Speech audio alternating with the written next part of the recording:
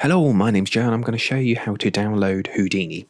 If you find this helpful, please like and subscribe and hit that bell for more videos, and don't forget to check out my website 3dassetlibrary.com for Unreal and Unity engine assets.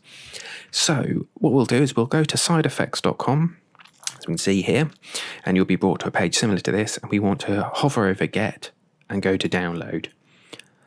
Now, what we need to do is you'll need to fill in the registration form here. I've already done it, so you'll fill in this, and it'll then take you to something that is similar to this.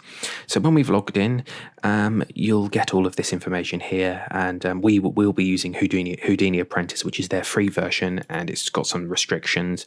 If you scroll down to here, this is basically your common things like you can't export out of Houdini, things like that. I do think some of the nodes and that are missing, but for what we're doing, we won't be needing them. That's what I understand. So what we'll do is we just go back and we'll select download. Now this was just going to download it to your downloads folder or wherever you decide to put it.